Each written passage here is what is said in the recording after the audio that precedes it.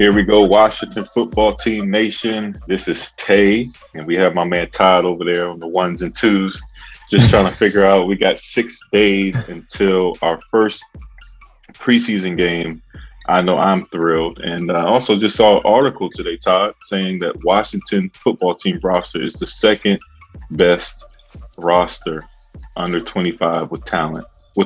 Under 25 with talent, and they've named Chase Young and Montez Sweat, Cameron Curl, Deron Payne, and Jamin Davis as blue chip players.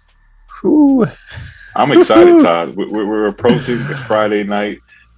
Todd, how you feeling? Okay, so where did you see that article? Because I have not seen that. This is ESPN.com NFL Insiders. Wow. Oh, you get it's. I canceled my Insider subscription. I got Paul, shout out to 50 Gut Blog. Oh, Paul yep. Williams. He screenshotted it for us, so we just okay. Nice. Got the bootleg. That's crazy. That's crazy. And man, I'm feeling really good. Like you said, 6 days away. I watched most of the Hall of Fame game. I'm not ashamed to admit that. That's how starved I've been. Also, we had to check in on our boy Dwayne Haskins, which is all I'll say. But had to check in on Dwayne Haskins. So, and then you got today's Friday. It's 1:07 p.m. So in a few hours, you're going to be at FedEx. I haven't been at FedEx in years. I'm excited to go back to FedEx. It was JP on the Washington Football Talk podcast made a good point. Last time fans were at the stadium, a large number of fans, was end of 2019. Everyone was mad. Head coach, Jay Gruden had gotten fired. Yeah. Bill Callahan was interim coach. There was just a lot of Bruce Allen, all that stuff. Fire Bruce Allen. That was the last time fans were at the stadium. It was turmoil. Yeah. So this time, these 20,000, however many thousands of people that are going to be there, it's just such a different energy. And so it's going to be pretty cool to be part of. I can say at training camp, the energy was incredible. Everyone is excited, and it's not that normal overestimation excited. It's hey, we have real reasons to be excited. The team president's out here talking to us. The head of fan experiences is walking around, meeting as many people as he can, and then the team. So I'm fantastic. It's nice to be talking to you. You've been ripping and running. I know you got a lot going on, so thank you for the time. No, I've been trying to get on a lot of these pods, and I've just been missing out. So again, I thank you for keeping us up, keeping us afloat, and the content you've been pushing out has been awesome, and I've been able to catch up with it. So I'm back now. At least I'm here for a little bit. So I think we should be good for this week, next week. So let's try to push out as much content as we can. So yeah, definitely. So as always, check out our sponsors, Hot Chikn Kitchn in Woodbridge, Virginia. I got to go there. It's been too long. Just an amazing chicken sandwich, great fries, just really good. Check them out. And they're a local, veteran-owned, minority-owned business. So support them for that reason as well. Also, they're opening a second location. Need to find out where that will be. Hoping it's a little more north than 95. And then Dun Pro Financial, get your credit fixed. They're also going to be introducing a new financial course where you can learn how to fix your own credit or learn how to get a hold of your finances and budgeting and all that stuff for a low monthly price. So we'll give you more information about that. Today, what we're going to do is we're going to start a series where we look at each game. And we're going to break it up into, I think, 4 episodes. We're going to look at the first 4 weeks and just look at the teams we're facing, what's changed since last year, so on and so forth. And so I'm ready to get it going if you are, Tay. I'm ready. Let's do it. Okay. Let's start off week 1, San Diego Chargers. Obviously, you got to look at Justin Herbert, who was a phenomenal. Los Angeles. Oh, what did I say? Did I say San Diego? Oh, yeah. I should be past that by now. Okay, let's try that again. Week 1. And also, that's right. The last thing I have to say is it's Washington Wolves experiment week. We'll do that probably with a couple other names, but Tay, we should have done this at the beginning. We could start now. Let's try to refer to them as the Wolves this week, just so that we can see how it feels to say, how it feels for people to hear. Right. And that's this week. Next week, it'll be something else. So Washington Wolves week. I know we lost a couple followers too. So I know we lost a couple followers out. Man, what are we gonna do? Gotta shut it down. Okay. So the Washington Wolves play the Los Angeles Chargers week 1. First thing you have to look at, Justin Herbert, 31 touchdowns, 10 interceptions as a rookie.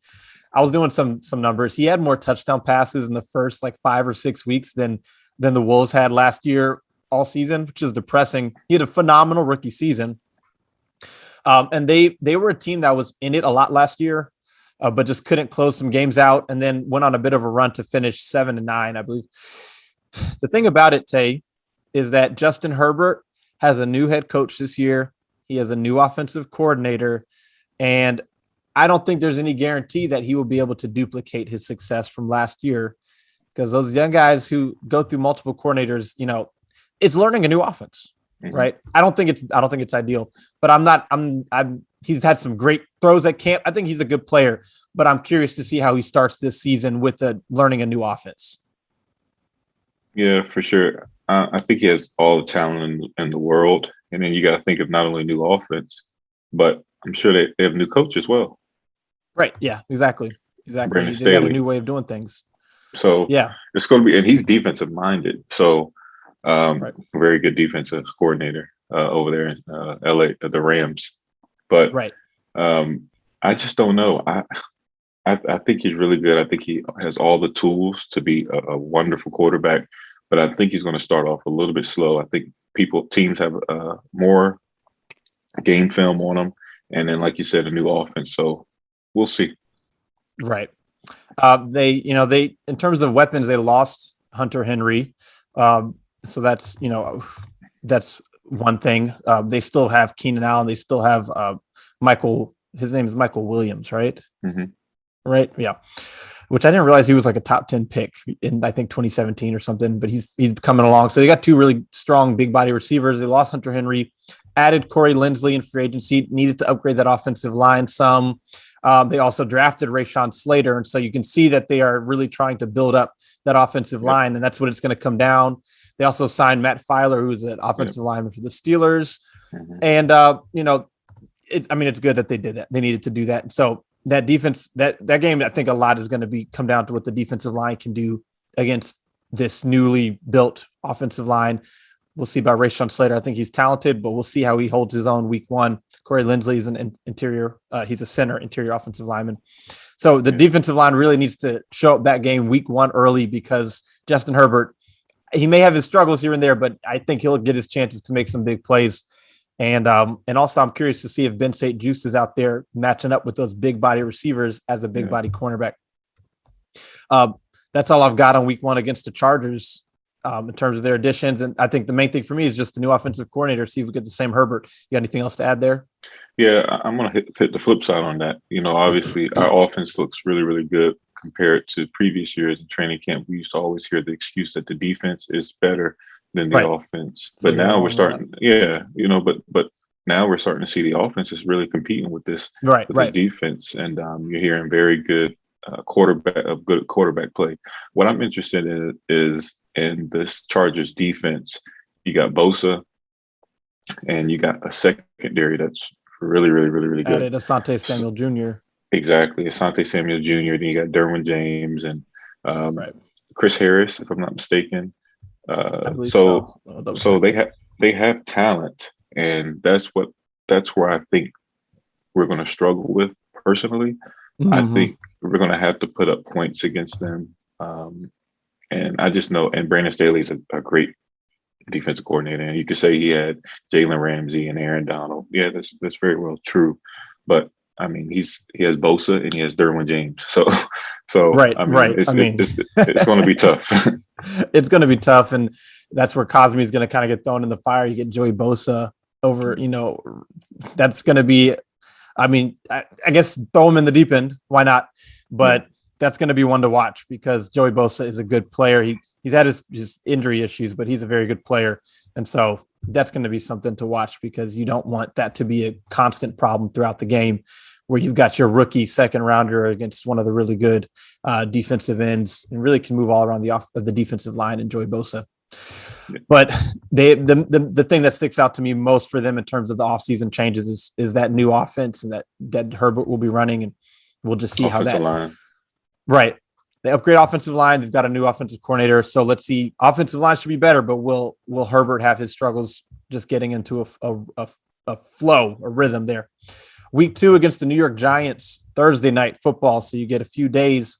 Biggest takeaway, you talked about it today. You reported this news to us about Saquon Barkley likely being out week 2. Mm-hmm.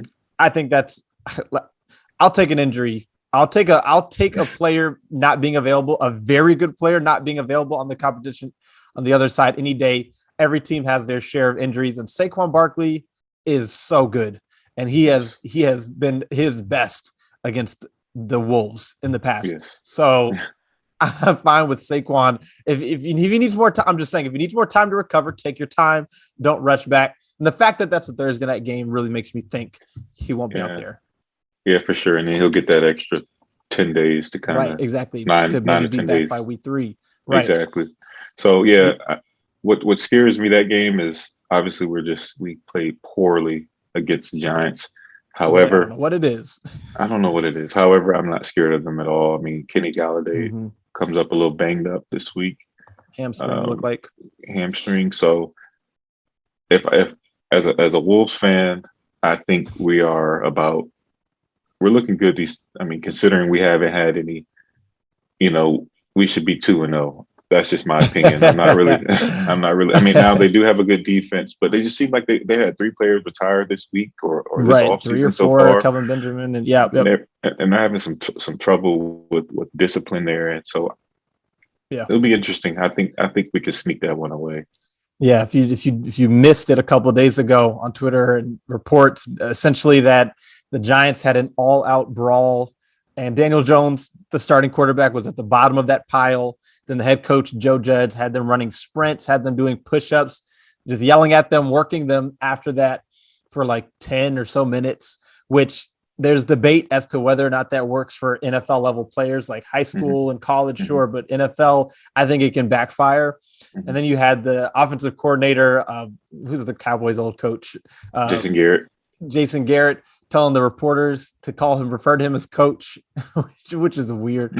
And then you've got Kelvin Benjamin, who is kind of a joke at this point, but Kelvin Benjamin saying some things and him getting released and retire, or I guess getting released. And then you had a couple other players retire within these past few days. It's some weird stuff going on.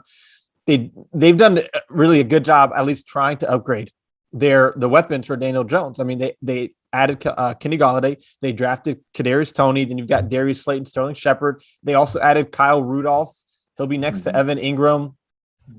And then they brought back Alfred Morris and I believe not Devontae Freeman. They also added John Ross too, who's obviously been a bust up to this point, but who's got a lot of speed. So they're really trying hard to upgrade that, because last year they're off. I mean, Daniel Jones threw 11 touchdowns. They had the worst offense in the NFL, worse than Washington's, worse than the Wolves, which is hard to do. But the question is it all going to come together? Because their offensive line is their weakness. It is absolutely their weakness. And then Galladay banged up. Toney he wasn't at OTAs, which was weird. And then he was on the COVID list for a minute. And so he's flashed some, but he has some he came into the league having some off the field concerns. Right. And then John Ross, I mean, we'll see if he can actually produce. And then Kyle Rudolph's also been a guy who's been banged up. Evan Ingram's been inconsistent. And so they have the pieces on paper, but it'll be interesting to see. They added Adoree Jackson too, another guy who's been injured, but is a good player on defense. Yeah. So their defense, I think, will be good. I don't know how great, but it will be good. But the question is, will Daniel Jones put it together? Because they worked hard to bring those weapons in. And I wonder if we'll see St. Juice. I mean, we'll probably see William Jackson moving with Kenny Galladay, and then maybe you get Kendall Fuller inside, because their strength is really in that slot position with Toney and Shepard and Slayton. So I'm curious to see how the defense matches up with them. But it's going to be – I could see it being a bit of a defensive battle, because I think both teams' strengths are their defenses. But the Giants have made a lot of offensive additions. But Washington should be able to win that defensive line versus offensive line battle, because that offensive line of the Giants is kind of in trouble, it seems. Anything else to add to there? No, I like our chances in both of these games. We're going up against 2 really good defenses. So I think my concern is more so with the offense, that they come out on fire these first 2 games. Right. And I mean, if you think, it's being 0-4 in their last 4 games against the Giants, absolutely bulletin board material, absolutely something you got to talk about going into it. Like, come on, we cannot lose to these guys again, especially them being a divisional opponent. Right. And then the rest of their divisional games are all at the end of the season. So get that one out early. Week 3 is the Buffalo Bills. And I mean, they were already such a good team. They added Emmanuel Sanders. They added Mitchell Trubisky as a backup. They added Matt Breida as another running back, who I think is a really solid running back. And then they re-signed a bunch of their own guys, but they're just a good team, right? I do have a question about if Josh Allen will repeat the success he had last year, because the only thing I'll say about Josh Allen, while he had a great year last year, was his first great year. Mm-hmm. With quarterbacks, I need to see them do it more than once. Mm-hmm. But, I mean, they had the best receiver in the NFL with Stephon Diggs. You've got Cole Beasley, who hopefully doesn't infect the entire league and everyone who's at the game. That's going to be a tough one, and it's not even because of it really anything they've done in the offseason. It's because they're just a good team who stayed good this offseason. And so I think Jack Del Rio has shown as the season progressed an ability to really game plan against different types of players. And Josh Allen is one you got to have a plan because he can move around. You got defensive ends who can move around. So find ways to keep him moving backwards, not left, right, and forward. Yeah, again, another top defense with Sean McDermott there in Buffalo. So tough defense, tough offense. Is going to have to. Oh yeah, this is the most. That'll be the first real litmus test of the defense. Really, it really is. That's going to be tough. However, that's just going to be a tough game. We got to figure out what to do with Josh Allen, keep him inside the pocket, and we got to put a lick on him. We got to hit him. I mean, he likes to run. He likes to do all this and that. Let's put some licks on him. Running back, I'm not really too sure about. They don't really have. Let me pull up Singletary. I think it is. Yes, that's right. Devin Singletary. Then Matt Breida is a good player to me. He's one of those 49ers running backs. They're like a factory. He's got some good speed. So from what I can tell, it'll be kind of by committee there. Right. But yeah, it's really Josh Allen that just kind of scares you.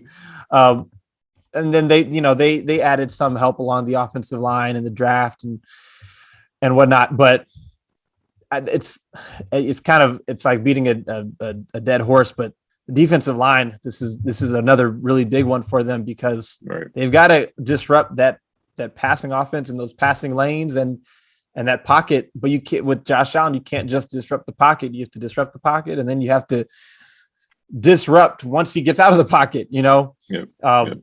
The first round pick was Greg Rousseau, who I would imagine probably won't have much impact early on in his career and early on at this point in the season as well. So you really just have to focus on the team they were last year. Yeah. No new staff, none of that, just a good team who came back with a lot of their same players. Yeah. So that's going to be the first real test. I want to see both the offense and the defense against this team's offense and defense, but I think really the defense against Josh Allen. Because if they're just kind of moving like a hot knife through butter, it'll be a little discouraging. It'll be week 3. You'll have time to fix things, but that'll be kind of discouraging. And again, I wonder is William Jackson going to be following Stephon Diggs? Do you play more man, right? I mean, with a quarterback like Josh Allen, maybe you want to try to man up some and throw off the timing. And then that's when you kind of force him out of the pocket and then have spies there, have Montez Sweat chase him. You want Montez and spy. I know in Madden, that's a cheat code.